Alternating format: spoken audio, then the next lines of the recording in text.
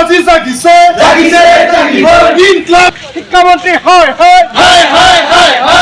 প্রধান হয় রনুজ পেগু হয় রনুজ পেগুই পরিত্যাগ করো কেন্দ্রীয় শিক্ষামন্ত্রী ধর্মেন্দ্র প্রধান হয়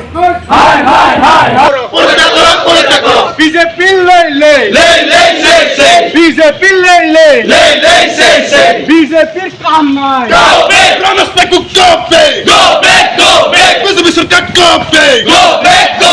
সদর বাক্সা জিলা ছাত্র সন্থায় জিলা সদর মছলপুরত নিট আৰু নেট পৰীক্ষাৰ যি বিসংগতি সেই বিসংগতিৰ প্ৰতিবাদত কেন্দ্ৰীয় শিক্ষামন্ত্ৰী ধৰ্মেন্দ্ৰ প্ৰধানৰ প্ৰতিকৃতি দাহ কৰিছো। ইয়াৰ লগতে অসম চৰকাৰৰ শিক্ষামন্ত্ৰী ৰনুজ পেগু ডাঙৰীয়াৰো আমি প্ৰতিকৃতি দাহ কৰিছো। আপোনালোকে ইতিমধ্যে গম পাইছে যে 2021 চনৰ পৰা কেন্দ্ৰীয় শিক্ষামন্ত্ৰী ধৰ্মেন্দ্ৰ প্ৰধানে শিক্ষা বিভাগটো খামুচি ধৰি আছে, কিন্তু তেওঁৰ দিনত আজিলৈকে এটাও পৰীক্ষা শিক্ষাৰ্থীৰে অনুষ্ঠিত কৰিব পৰা নাই। ছাত্ৰ ছাত্ৰীসকলে বিভিন্ন ত্যাগ কৰি বিভিন্ন কষ্ট কৰি তেখেতসকলে পৰীক্ষাত অৱতীৰ্ণ হয়, কিন্তু তেওঁলোকে বাৰে বাৰে মানসিক চাপ দি অহা হৈছে, মানসিকভাৱে নিৰ্যাতন চলাই আহি আছে। আৰু ইতিমধ্যে জানে অসমৰ যিগৰাকী শিক্ষামন্ত্ৰী, সেই শিক্ষামন্ত্ৰীগৰাকী অসমৰ ৰাইজে ইতিমধ্যে পুতলা শিক্ষামন্ত্ৰী আখ্যা দিছে। আৰু তেখেতৰ দিনত অসমত আজিলৈকে এটাও পৰীক্ষা শিক্ষাৰ্থীৰে অনুষ্ঠিত কৰিব পৰা নাই। প্ৰতিটো পৰীক্ষাৰ প্ৰশ্ন কাকত ফাদিল হৈছে। আচলতে তেখেতৰ শিক্ষা বিভাগটো চলাই থকাৰ যোগ্যতাই নাই। আমি মুখ্যমন্ত্ৰীগৰাকীক দাবী উত্থাপন কৰিছো, তেখেতে অতি সোনকালে এজন যোগ্য শিক্ষামন্ত্ৰী শিক্ষা বিভাগটো চলোৱাৰ কাৰণে দায়িত্ব অৰ্পণ কৰক। অন্যথা অসমৰ ছাত্ৰ ছাত্ৰীসকলক হাজাৰ হাজাৰ ছাত্ৰ ছাত্ৰীসকলক বাৰে বাৰে অন্যায় কৰা হ'ব, বাৰে বাৰে তেওঁলোকক মানসিক চাপ দিয়া হ'ব, আৰু বাৰে বাৰে তেওঁলোকক অন্যায় কৰি এই আমাৰ উঠি অহা প্ৰজন্মটোক ধ্বংস কৰা হ'ব।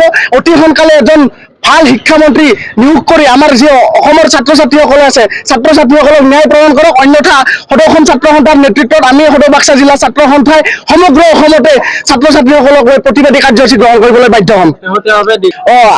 মই ক'লোৱে ইতিমধ্যে আমাৰ যিজন অসম চৰকাৰৰ শিক্ষামন্ত্ৰী আছে ৰনুজ পেগু ডাঙৰীয়া, তেখেত এখন অদক্ষ এজন শিক্ষামন্ত্ৰী। আৰু স্মাৰ্ট পৰ্টেল যিটো কথা ক'লে আপোনালোকে, 19 তাৰিখে ৰিজাল্ট মানে তাত মেৰিট লিষ্ট ওলোৱাৰ কথা আছিলে, কিন্তু 20 তাৰিখে ৰাতিপুৱা সেই মেৰিট লিষ্ট প্ৰকাশ পালে। এতিয়া কথাটো হ'ল কি, এজন ডিব্ৰুগড়ৰ ছাত্ৰই গুৱাহাটীলৈ তেওঁলোকে পৰীক্ষা এডমিশ্যন কৰিব আহি তেখেতে কেনেদৰে এই ৰাতিটোৰ ভিতৰত আহি পাব? বিভিন্ন ধৰণৰ ছাত্ৰ ছাত্ৰীসকলে সমস্যাৰ সন্মুখীন হৈছে।